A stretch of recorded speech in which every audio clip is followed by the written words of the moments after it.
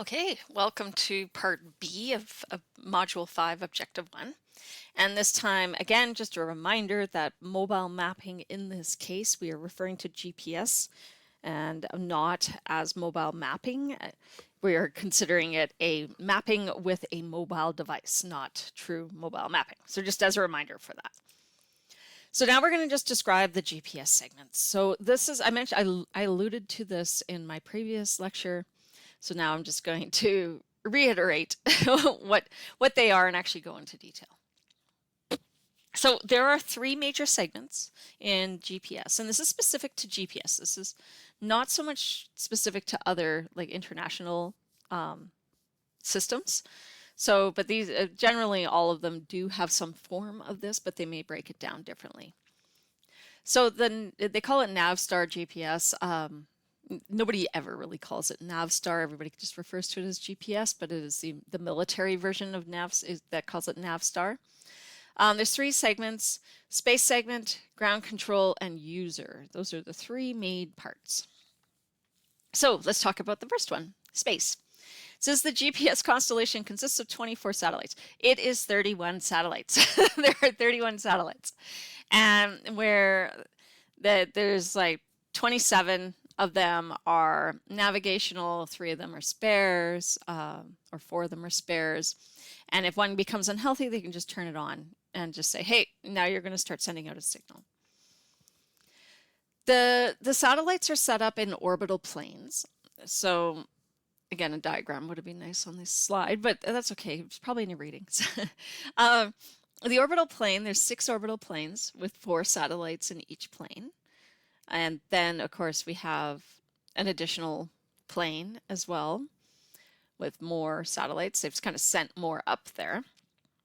Each orbital plane is inclined at 55 degrees to the equator. So when I say inclined, I'm referring to the angle. If you were to consider the equator as a plane, it's at 55 degrees to that plane. And then each plane of the orbits is separated by 60 degrees. So you can imagine if you have a saucer that is at an angle of 60 degrees, and then I'm going to rotate around the center of the Earth 60 degrees. And then the next one's going to be at 55 degrees as well. And then I'm going to rotate 60 degrees again, and it's going to be at 55 degree inclination to the equator as well. So you can just imagine it's rotated around just to create almost like a grid around the Earth's surface. Now, the GPS satellites move very fast. They're about 11,300 kilometers an hour. So that's along the orbital path. And it's at about 20,200 kilometers above the Earth. So this distance above the Earth's surface, we reduce the effects of gravity. We're now dealing with Kepler's laws, which are all space laws. In this case, the Kepler space laws. So these satellites orbit the Earth every 12 sidereal hours. Now, the sidereal time is referring to star time, and that is different from regular time by 3 minutes and 56 seconds. So it's actually a little bit shorter than a real, like what we consider an hour, right? So, or for a full day. I'd say, so it says per day there. So it's actually short by 3 minutes and 56 seconds. And so it actually is earlier every single day. Now, sidereal time is used to position the satellites because it's more accurate to look at that rather than because of the rotation of the Earth. The Earth is based on solar time, but we just lose 3 minutes and 56 seconds when we're using sidereal time. So the Earth rotates slightly more than 360 degrees in a day. So it is, that's for solar time. So sidereal versus solar. And so we use solar time for us, like for our regular day-to-day stuff. So the solar time is, actually the Earth's rotating a little bit faster. So the solar time is less accurate than sidereal time. So stars are more accurate than sun in this case. So some of the satellite properties, they have solar energy and backup batteries to be used if there's no solar power, because sometimes they're on the dark side of the Earth. And there's a little bit of fuel and small rocket boosters. So they can be adjusted if something happens and they're not on the orbit that they're supposed to be on. Okay, so this fuel is not what's driving it around the Earth. This is like, hey, you're not in orbit, move over. That's all it does. So make sure that you can reduce those positioning errors. And there is a transmitter that sends the GPS signal and it also magnifies. So there's an amplifier there as well. So we can amplify the signal and send it down to the Earth so that the receivers can actually receive it. There's also atomic clocks, and that monitors the time. They use more than one so that you have redundancy. And the receiver updates from the ground units, and then there's a whole bunch of control hardware when it comes to these clocks. So the clocks are really an essential part of the GPS system. So we have these, what we call a satellite block, and it's based on the development of each of them. So we give a number to each of the satellites, and a block contains a certain number of satellites depending on the time frame that they were sent up into the system and released into the system. And so we block them, but each one has its own number. So that is the space segment, and it's a lot more information about it than probably you'll ever need to know in your careers. But just to kind of cover that off a little bit, the space segment talks about the satellites, and it talks about how they're corrected, what information that they provide, and all of the components that include those satellites. So that's what the space segment is. The ground control is not something that you will likely be doing. These are ground control, like master control stations, if you think of it in those terms, that take care of the GPS satellites. So they track them, they provide corrected orbits, and they'll the little rockets to move it over. That's what they do. And they also provide data so that to different systems in the computers and online and everything that allow us to actually understand what the satellites are doing. So these ground antennas, or the ground control, are located all over the world. They're known as master control facilities, as I mentioned, or there's one single master, but there's these ground control.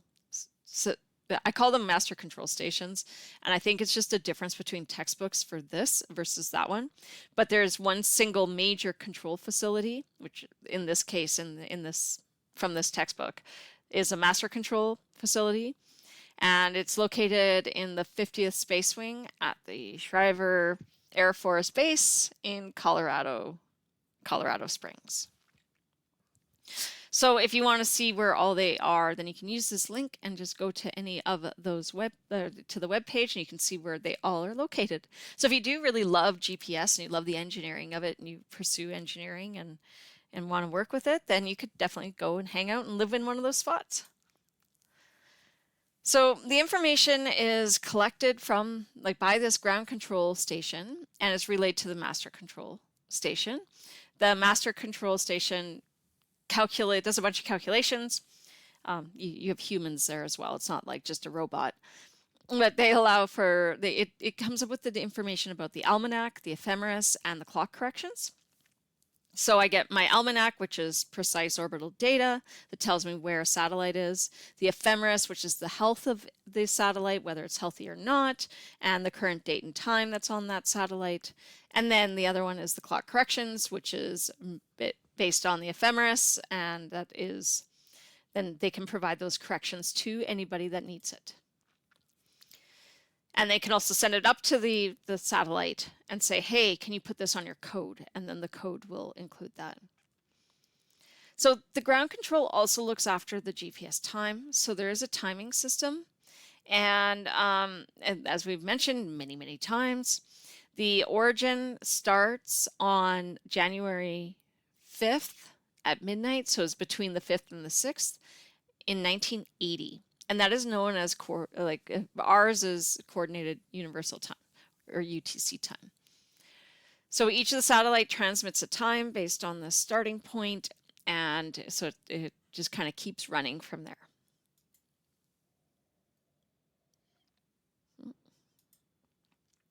There's also a GPS calendar. They use different values than what we do. Like everything's based on a number. And so if you want to check it out, you can check out this and you'll see that the dates don't, the GPS calendar is different than ours. So the last segment is the user segment. This is you. You're going out and using these satellites or the receiver, and you're getting satellite information, and it tells you where you are located. That is really what the GPS segment is. So you can have antennas, you can have receivers, processors. They're kind of all kind of in one now. They used to not be, but then now they are.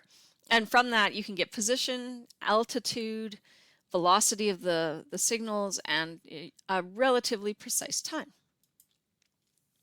So there's different types and grades of this. So this one says mapping grade. It's actually survey grade, not mapping grade. There's like actually 3 levels, and they only capture 2 here.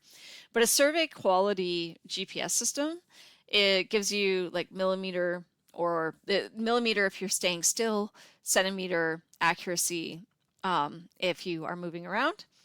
And they're really expensive. They're about $8,000 or more per system. You don't be surprised if you go out and buy a survey quality GPS and it's going to cost you $50,000. That's just to get set up. It will provide differential corrections if you have more than one. So you can't do differential corrections without having 2 receivers that are talking to each other. They have to talk to each other. So that adds to the expense, right? So you're going to need a radio to be able to talk between them and everything else. So you can get real-time data collection as well. And yeah, so then there would be the mapping that would fall after this. Like there would be the survey quality, which is like the millimeter and much higher than this. Then you would have mapping grade, which would be about sub-meter, and they're closer to the 8,000 mark, maybe even a little bit cheaper now, but they don't do differential corrections. So that's something important to note. But they do real time. Then we have the consumer grade, which is the lowest one.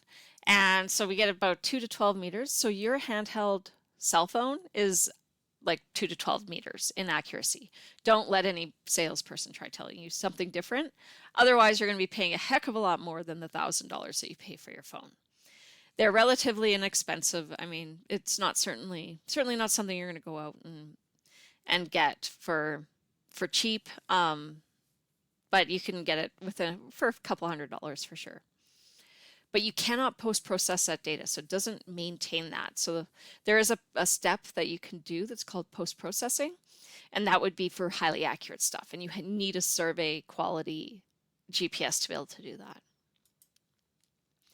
So in summary, the Navstar system or GPS system has 3 segments. It's got the space segment, the ground control segment, and the user segment. And that's pretty much it. So there's no readings, no exercises. It says it comes from your Mastering ArcGIS Pro book, so check that out. And that is everything.